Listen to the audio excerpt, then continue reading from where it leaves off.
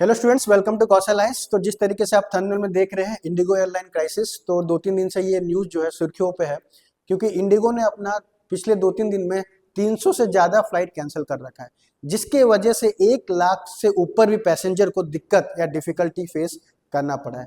आपने बहुत सारे वीडियोस में देखा होगा कि जो लोग कुछ कुछ एस्पिरेंट है, कुछ कुछ स्टूडेंट है जो कि अपना एग्जाम दे नहीं पाए बिकॉज ऑफ इंडिगो क्राइसिस, कुछ कुछ अपना शादी में खुद का शादी में जा नहीं पाए because of IndiGo plane crisis. तो इंडियन एविएशन सेक्टर में एक बहुत ही बड़ा ये चैलेंज हो गया है। 2-3 दिन से देख रहे हैं कि पूरा का पूरा एयरलाइन सेक्टर ही ठप पड़ा हुआ है। लोग अगर कहीं सोच रहे थे, जिनका मतलब उनका सोच रहे, जिनका मेडिकल काम के वजह से जिनका रुक गया होगा, और खास करके उन एस्पिरेंट्स के लिए मुझे ज्यादा दुख है जिनका सेंटर पड़ा था, और जो फ्लाइट जो एश्योर रिलायबल जैसे पहला इंडिगो हुआ करता था, वो एश्योरिटी कहाँ गया इस वक्त। तो ये सब के पीछे का जो रीजन है, हम उसको इस वीडियो के थ्रू जानने का कोशिश करेंगे, क्योंकि ये जो 2-3 दिन में जो हो रखा है, it is a nightmare for aviation sector in India. क्या रीजन है, क्या किस वजह से हो गया, उसको डिटेल में हम स्टडी करेंगे, ताकि नेक्स्ट जब कोई पैसेंजर इंडिगो या कोई भी एयरलाइंस में अगर फ्लाइट टिकट बुक करे तो वो 2-3 बार एटलीस्ट सोचे। ठीक है, तो कहने को ये बात है कि घूम फिर के मैटर तो आता है ऑब्वियसली हमारे इंडिया में पायलट शॉर्टेज का। जो भी पायलट इन कमांड है उनका जो शॉर्टेज है ऑलरेडी 930 या 932 900 हज़ार के लगभग है, और जो फर्स्ट ऑफिसर है जो पायलट को असिस्ट करते हैं उनका भी बहुत शॉर्टेज है सर। इस शॉर्टेजेस को बढ़ावा डीजीसीए का नया रूल देता है, director general of civil aviation, जो कि नया रूल्स निकाला है एविएशन सेक्टर के लिए, खास करके पायलट्स के लिए, जिसके वजह से ये क्राइसिस और भी ऊपर लेवल पे जा रखा है। तो बहुत सारे वीडियोस वायरल हुआ है ना। बहुत सारे पैसेंजर्स लोग वहाँ पे प्रोटेस्ट कर रहे हैं एयरपोर्ट में, कोई के 1-2 दिन से ज़्यादा एयरपोर्ट में रुके हुए हैं ये उम्मीद में कि कल ये फ्लाइट चलेगा, बट ऐसा कुछ हुआ नहीं है। 2-3 दिन से काफ़ी passenger, lakhs of lakh passengers लोग ये एयरपोर्ट पे स्ट्रैंडेड है। ठीक है, उनको कुछ समझ नहीं आ रहा है क्या करे। बहुत लोग का एग्जाम भी मिस हो गया, जैसा कि मैंने कहा, बहुत लोग का शादी भी मिस हो गया, बहुत लोग का मेडिकल अपॉइंटमेंट था वो सब भी मिस हो गया, और बहुत लोग का बिजनेस डीलिंग्स था वो सब भी ठप पड़ गया। तो पहले क्या होता था बच्चों, जो हमारा एविएशन सेक्टर था वो अमीरों लोग के लिए था, बट आजकल देखा जा रहा है कि मिडिल क्लास या लोअर मिडिल क्लास भी एयरलाइन अफोर्ड करता है। एयरलाइन अभी उनका मेजर मीन्स ऑफ ट्रांसपोर्टेशन भी हो रखा है। ट्रेन के बाद अगर देखें तो ऑब्वियसली एयरलाइन लोग प्रीफर कर रहे हैं because of its cost affordability. But ये 2-3 दिन ऐसा हुआ है कि अगर आप टिकट चेक करेंगे तो एक एक टिकट का प्राइस 1 लाख से ऊपर चले जा रहा है बिकॉज इंडिगो की वजह से। इंडिगो की वजह से तो मैं कह नहीं सकता, आगे जाके रूल्स देखेंगे कि क्या चेंजेस हुआ है, बट एक जरूर एविएशन सेक्टर में प्रॉब्लम है, इंडिगो का मोनोपोली। अगर मतलब इंडिगो का जो ऑपरेशन है, 70% of Indian aviation sector is dominated by this Indigo flight. अगर 100 फ्लाइट अगर उड़ रहे हैं तो उनमें से 70 फ्लाइट इंडिगो का है। इंडिगो का उड़ान नाइट में भी बहुत देखेंगे, सबसे ज्यादा वो नाइट में ऑपरेट करता है इंडिगो एयरलाइंस। तो सबसे ज्यादा नाइट ट्रेवल भी या नाइट जो फ्लाइट होता है वो भी इंडिगो का ही है। तो 70% बहुत ही बड़ा नंबर है। तो गवर्नमेंट को इस पे कुछ सोचना चाहिए। बाकी जो प्लेयर्स है, एयर इंडिया हो गया, आपका जो स्पाइसजेट हो गया, वो बस 30% में आते हैं। तो आइए इसका रीजन स्टडी करते हैं कि क्या क्या रीजन के वजह से ये हुआ। तो जितने भी रीजन से स्टूडेंट, सब कुछ लिंक्ड है पायलट शॉर्टेज को। ये और जो डीजीसीए का जो नया रूल था, वो जो पायलट शॉर्टेज का प्रॉब्लम को और भी एक लेवल ऊपर एनहेंस कर रखा है। तो देखेंगे जो डीजीसीए का पहला रूल था, वीकली रेस्ट था, वो 36 आवर्स का था। मतलब 1.5 दिन।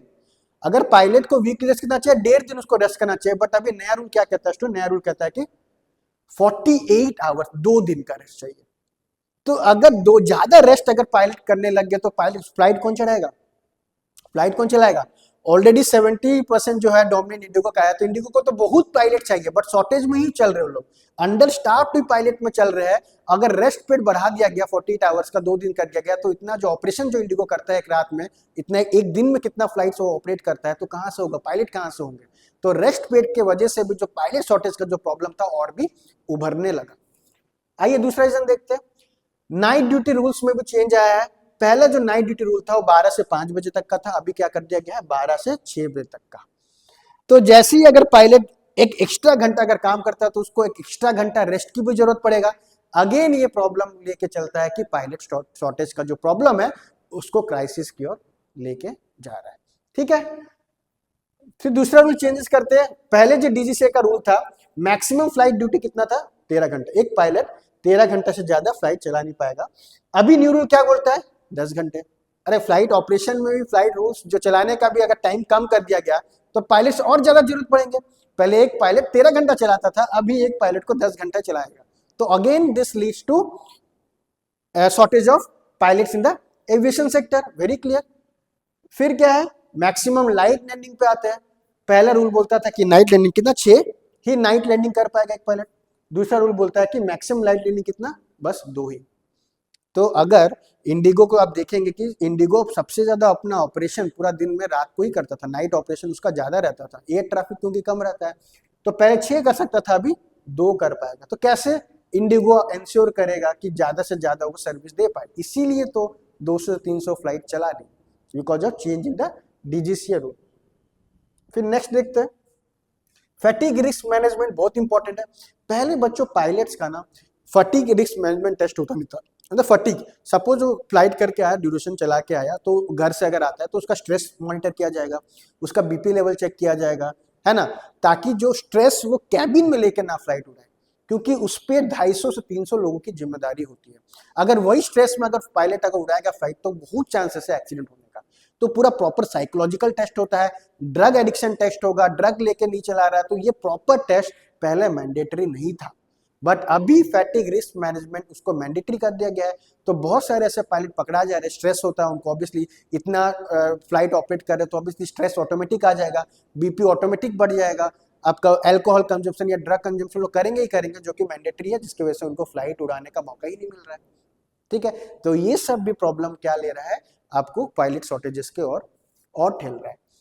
ठीक है, ऑलरेडी एज ऑफ नाउ अगर हम देखेंगे तो पायलट्स इन कमांड में कितना शॉर्टेजेस है, 935 शॉर्टेजेस ऑलरेडी ये पायलट्स इन कमांड में है, और फर्स्ट ऑफिसर का 205 पोस्ट जो है वो वैकेंट है, मतलब खाली है।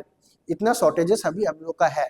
और additionally Indigo already under staff में चल रहा था, उनके पास पायलट्स लिमिटेड थे, और जैसे डीजीसीए का नया रूल आया तो और भी जो पायलट्स का जो था उनका कि फर्स्ट ऑफिसर और भी क्रंच हो गया, क्योंकि अभी ज्यादा उनको रेस्ट करने का मौका मिल रहा है, ज्यादा आपको साइकोलॉजिकल टेस्ट या जो स्ट्रेस लेवल टेस्ट वो भी देना पड़ेगा, नाइट लैंडिंग कम कर दिया गया है, तो जिसके वजह से पायलट शॉर्टेज का प्रॉब्लम और भी बढ़ते जा रहा है।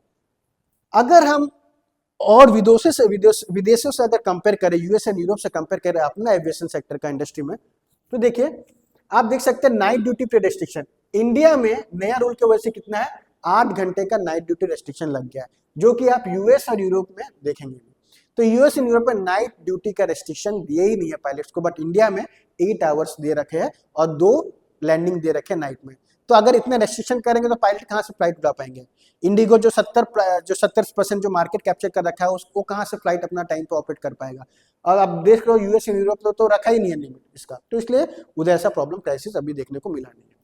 Pre flight test minimum, pre flight rest minimum उनको फ्लाइट से पहले कितना घंटे का रेस्ट चाहिए, 12 आवर का। वहां को यूएस और यूरोप में मैक्सिमम 8 से 10 घंटे का रेस्ट चाहिए।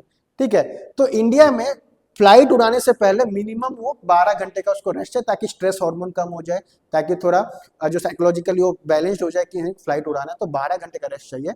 बाकी 2 कंट्रीज में 10 घंटे या 8 घंटे का रेस्ट है, तो इंडिया में रेस्ट भी ज्यादा कर दिया गया, प्री फ्लाइट रेस्ट भी।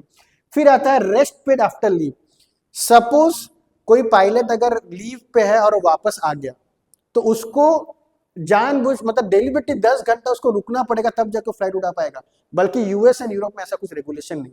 जैसे फ्लाइट अगर पायलट अगर छुट्टी से वापस आ गया, सपोज अभी बज रहा है 4, वो छुट्टी से वापस आया 3 बजे, वो 4 बजे वो फ्लाइट उड़ा सकता है, बट इंडिया में उसको 10 घंटे के लिए एडिशनल रुकना पड़ेगा। तो अगेन ये भी प्रॉब्लम ये बताता है, इंडिया का जो रूल्स है, रेगुलेशन है, वो पायलट शॉर्टेज को और बढ़ाएगा ही बढ़ाएगा। और ना कि पायलट शॉर्टेज का एक बड़ा प्रॉब्लम है, बल्कि एक मोनोपोली का ही बहुत बड़ा प्रॉब्लम है, क्योंकि इंडिगो मार्केट डोमिनेंट प्लेयर है।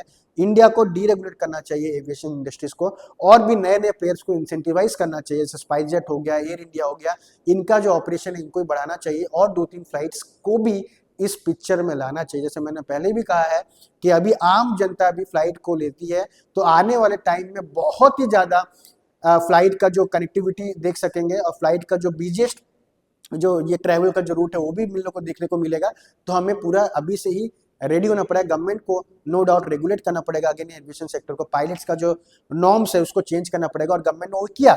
2-3 दिन देखने के बाद सारे वापस अपना जो रेस्ट रूल था, लीव रूल था, सारा अपना रूल्स को विड्रॉ कर लिया, डीजीसीए ने अपना सारा रूल्स को विड्रॉ कर लिया, क्योंकि अगर नहीं करता तो आने वाले और 7 दिन तक ऐसा चलने वाला होता है, जहाँ पे एक एक दिन में लाखों लाखों पैसेंजर्स लोग नहीं जा पा रहे हैं, दिक्कत में फंस रहे, एयरपोर्ट में फंसे हुए हैं, वो 7 दिन तक चलता तो बहुत बड़ा प्रोटेस्ट का माहौल बन जाता।